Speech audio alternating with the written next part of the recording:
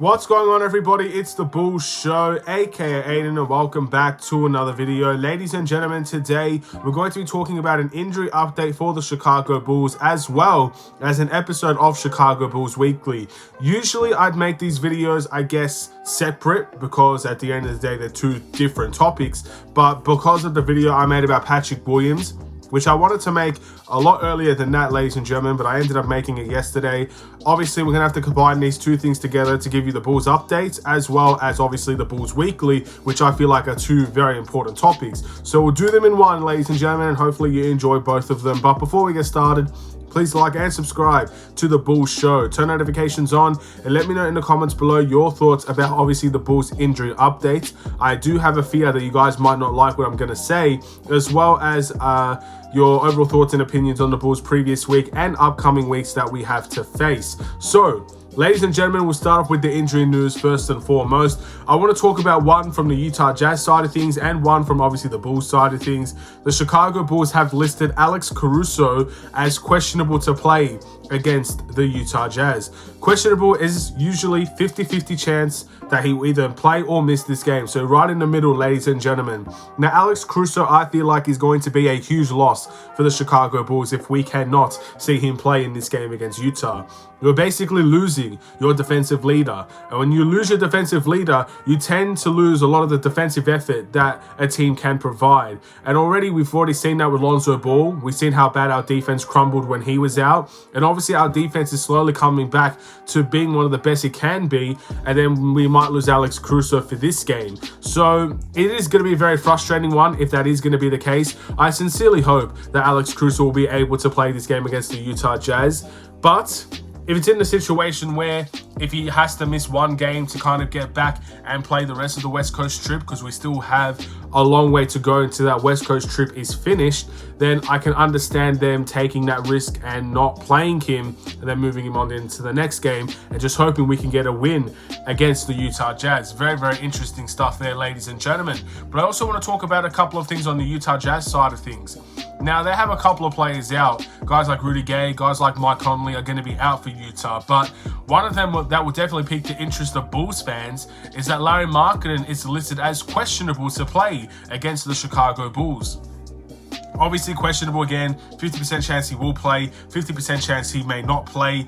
And I really wanted to see Lauri Markkanen play this game. I wanted to see that whole Utah Jazz team, the way that it currently is, play, because they have been the talking point of the NBA recently. Again, a lot of people are surprised that Utah Jazz are currently 12-10 at the moment and one of the top teams in the Western Conference. And of course, they're starting to maybe die down a little bit. Lauri Markkanen hasn't had his best couple of games. Utah are losing a couple of games now. And maybe this is a good time for the Bulls to verse Utah. But all things considered, I wanted to see what Lauri Markkanen and that team was all about. Again, it's so interesting when you're watching from an outsider's perspective and you hear all these things about Utah. You hear how good they're playing and how they're surprising the rest of the league. You hear how together they really are. You hear how much of a point they have to prove and how well they're playing. And then obviously, as a Bulls fan, you want to see it firsthand. You want to see it live. You want to be able to watch that game from a Bulls fan, of course, wanting the Bulls to win, but you want to see Utah play at their best. I want nothing but the best for Lauri Markkanen. I want nothing but the best for that Utah Jazz team, because they are a team that's surprising at the moment. I think they're one of the more likable teams in the NBA. So it would absolutely suck if we didn't get to see the Bulls and Lauri Markkanen and the Utah Jazz, I guess, play the healthiest teams. It will suck if Lauri Markkanen doesn't play this game. And in my opinion, it sucks that Alex Caruso might not play this game either. So that is very, very frustrating in every sense of the word. And I wanted to see All-Star Lauri Markkanen. I really wanted to see him. So I hope there's still a chance that he can play. And obviously, I really do hope Alex Caruso can play this game as well. But now let's move over into Bulls Weekly, ladies and gentlemen. So we had 3 games to look forward to in the previous week, and we actually went 2-1. But when you look at the calendar that the Bulls had, no one ever expected to go 2-1. I'm sorry.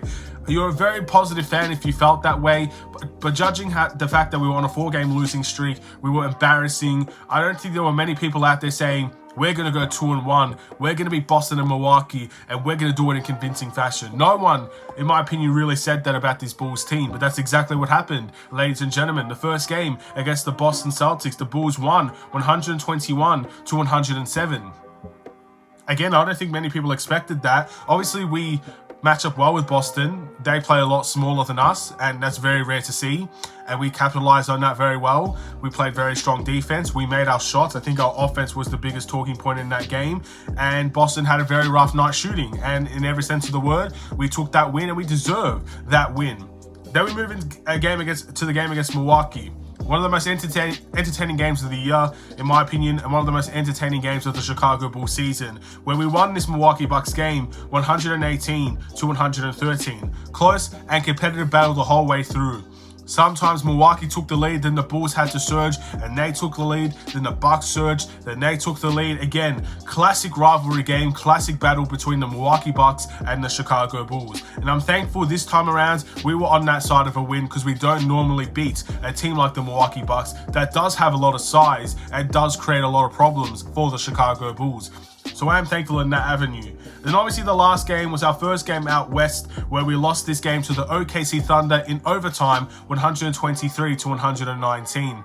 Close game again. I don't think the Bulls played very well in this game. I think the energy was lacking. Our big three struggled. I think everybody kind of struggled in this type of game. And unfortunately, a game against OKC is a game the Bulls should win. And unfortunately, we just did not show up to the plate. We lost in overtime. A couple of bad decisions down the stretch really helped that OKC Thunder team win this game against the Bulls. And again, very, very frustrating. The Bulls should be winning this type of game. But now, ladies and gentlemen, with that 2-1 record, I think many people have taken that at the beginning of the week, and I'm still very optimistic that the Bulls can do a lot better than what they're currently showing us at this point in time. But just imagine what it would have felt like if we had the Orlando Magic game that we won, if Jalen Suggs did not hit that buzzer beater, and we won this game in the fourth quarter against the OKC Thunder. Oh my goodness, ladies and gentlemen, that could have been one hell of a ride. 4-game winning streak we would have been talking about right now, ladies and gentlemen, and we would have been flying as Bulls fans. We would have been really feeling like things have started to turn around for the Chicago Bulls. But unfortunately now we're talking about the Bulls, I guess, being inconsistent, the Bulls losing to teams with a lot of size, and most importantly, the Bulls losing to lower caliber teams. So very, very frustrating there, ladies and gentlemen. And of course, all those things I hope don't become mainstream patterns that we'll be following for the rest of the year, but you just never know. But we will go into the Bulls awards, ladies and gentlemen, the 6th man of the week, the must improve of the week, and the player of the week. Last week for the Chicago Bulls, ladies and gentlemen, I did not give those awards because at the end of the day, the Bulls players didn't deserve the awards. They were horrific, they were terrible, and they didn't deserve anything that they got, really. And I didn't feel like I should have wasted my time with the awards. But this week is going to be different, ladies and gentlemen. We had a positive week, and we beat really good teams here. So I am going to give player of the week, so I am going to give 6th man of the week, so I am going to give the must improve. So starting off with the must improve, I think this is a very straightforward one, but it's one that I don't like talking about. I'm going to give it to Goran Dragic. Now, Goran Dragic has been struggling for the Chicago Bulls recently. I don't think there's any secret about it. If you look at some of his statistics and just the way that he's been playing, you can tell he's not been the same since that injury, and he's just not has the confidence that he did at the start of the year. Now, with Goran Dragic, I fully expect there to be ups and downs, just based on the fact that, again, he was playing a lot before the season began in the Eurobasket and stuff like that. So I'm not sure how truly fit and I guess ready Goran Dragic is to play every single game for the Chicago Bulls. And obviously the neck injury doesn't help, and I really wish he can get as, I guess, healthy as possible in due time, because Goran Dragic, in my opinion, when he's playing the way that he was at the start of the year, he was phenomenal for the Chicago Bulls. Again, the lobs that we saw, the really good connection with Andre Drummond and Goran Dragic, his three-point shooting, absolutely phenomenal. He played with a lot of momentum, he played with a lot of confidence, and he looked like he was having fun out there. Unfortunately, this is just one bad week from Goran Dragic, so I'm not going to lose sleep over it, but I do sincerely hope we can obviously see better from Goran Dragic in the future. The 6th man of the week, also a very interesting one. Again, guys like Javonte Green had a good week in my opinion. Alex Caruso, I thought, was very steady, very capable this week. Andre Drummond, for a guy that gets a lot of rebounds, I think he's always going to be in this conversation as one of the 6th men of the week. I could even really consider giving this to Coby White. Great game against Milwaukee, was very, very clutch and helped us win that game. For me, just based on the purpose of defense, and obviously a guy that could potentially be missing this game against Utah, I'm going to pick Alex Caruso. Now, Alex Caruso has to do so much more offensively, because again, we are only really focusing on one side of the ball when I'm talking about Alex Caruso. However, there were a couple of games where he shot well, and he did some good things offensively, but I really do miss the playmaking side of Alex Caruso that I don't think we see enough of these days. And obviously his shooting does need to get a little bit back on track, but for the most part, his defense, in my opinion, is the reason why I'm picking him as the sixth man of the week. I feel like at the end of the day, the reason why we won 3 of these games, or two of the 3 games, is because of our defense and how strong it was on guys like Giannis. Again, he had a really clutch charge call on Giannis that ended up helping us win this game. And even against Boston, he did some good things. And even against the Thunder, I would say he was one of the guys that really stepped up defensively. But again, for Alex Caruso, I think he deserves the Sixth Man of the Week award, but there's no doubt in my mind he has to be better offensively.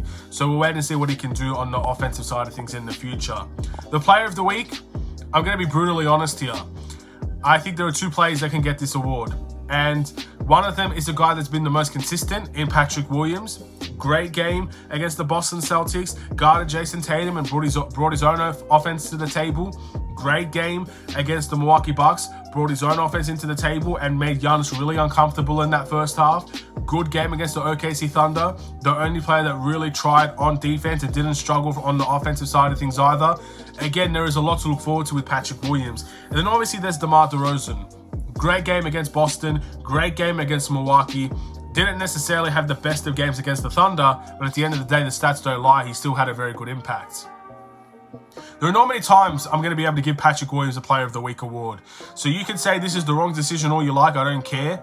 I'm going to pick Patrick Williams as the Player of the Week. Again, he's not our superstar. I don't know if he'll ever be a superstar. But my goodness, his two-way ability right now has been absolutely massive for the Chicago Bulls team. In my opinion, and I solely believe this, without Patrick Williams, we do not beat the Milwaukee Bucks. We might beat Boston just based on the fact that we had a very good offensive night, but we seriously do not beat the Milwaukee Bucks. And we might not even beat Boston as well. His defense on Jason Tatum and Giannis is the defense of his rookie season, really, and it's become a little bit better than that, which is huge for the Chicago Bulls. His offense as well, adding 17 points, I believe, against the Boston Celtics, adding around 11 points against the OKC Thunder and stuff like that. This is the type of thing that I really wanted to see from Patrick Williams in the long run. I'm not expecting him to drop 25 points per game. At the end of the day, those people that are asking that don't necessarily understand the team that we have, where we have so many other scoring options. It's very hard for Patrick Williams to come into this team and average 20 points. But he's been much more aggressive rebounding-wise. He's been much more aggressive in terms of his blocks, in terms of guarding and being physical against really top-level players. And then he's adding his own points on the board. And he's having a really great week, ladies and gentlemen. So there are very few times I can give it to Patrick Williams. And I think DeMar DeRozan is probably the logical choice. But here I am, ladies and gentlemen. You can hate me all you want. You can love me all you want for the decision, but I'm going to pick Patrick Williams, and I think he deserves it. So with that in mind, we go into the future weeks, ladies and gentlemen. We have 3 games to look forward to, but obviously there is a 4th game against the Sacramento Kings. But that game for me, ladies and gentlemen, is played on a Monday. So for that reason and that reason alone, I'm going to move that game that will probably be played on a Sunday for you guys and a Monday for me into next week's Bulls Weekly. And we'll focus on the 3 games that task here for the Chicago Bulls this upcoming week. Starting with a game in a couple of hours' time against the Utah Jazz. Again, I want to see what this hype is all about for Utah. I want to see how good they can play. And I want to see, I guess, a young team that's very energetic and fun to watch. I want to see that team. Now, of course, when you see guys like Larry Markkinen potentially missing this game, Mike Conley missing the game, Rudy Gay missing the game, and a couple of other guys as well, of course that will help the Chicago Bulls in terms of having a chance to win. But I believe even if the Utah Jazz were at their best, we still have a chance to win this game because we have a lot of talent on our team as well. Unfortunately, I just hope that no matter the injury concerns for both teams, I hope we see a really fun game here because I'm really excited to see this Utah Jazz team. And hopefully Larry Markkinen can play, hopefully Alex Caruso can play, and hopefully we can just see a fun game overall. It's one of those games I'm really looking forward to, and I really do want to see all-star level Larry Markkinen. I want to see if he's really as good as people are saying that he is right now. Then we go to the next game against the Phoenix Suns. Phoenix Suns have brought bad memories to the Chicago Bulls, especially in my mind recently. I remember a game we were up by around 23 points or whatever it was, and we ended up losing that game by double digits or around 9 points or something. And I was absolutely fuming at the Chicago Bulls team for that. And they've had our number recently, ladies and gentlemen. There have been games where they've absolutely blown us out of the water, and there have been other games where they've had comeback wins against the Chicago Bulls. So that's not going to be an easy game for us. And again, that could definitely be a disaster class between the Phoenix Suns. But speaking of a disaster class, the game after that is against the Golden State Warriors. Again, I can't remember the last time we beat the Golden State Warriors. They obviously have had very good games against us. Klay Thompson broke his three-point shooting record against the Chicago Bulls a couple of years ago. I feel like the last time we beat the Golden State Warriors was with that team with Chris Dunn and that type of team. I'm not exactly sure. But at the end of the day, they've always been a very tough matchup for the Chicago Bulls. They've always caused us problems. And the last couple of years, they've absolutely demolished us in every single game that we played against them. I'm hoping that can change. I want this Bulls team to win. I really do want to beat the Golden State Warriors. If there's any team that I would say I absolutely want to win, it'd be that Warriors game, just so we could get some small element of redemption over the last couple of years they've been dealing with the Chicago Bulls. So that's the game I'm looking forward to and hoping we can win. But we shall wait and see how good the Bulls can play in all three of these tough, very competitive West Coast games. We'll see how we do. But that's the end of Bulls Weekly. Thank you for watching. Please like and subscribe if you're new, and I'll see you in the next one. Stay safe, stay healthy, stay tuned for more. Take care and peace.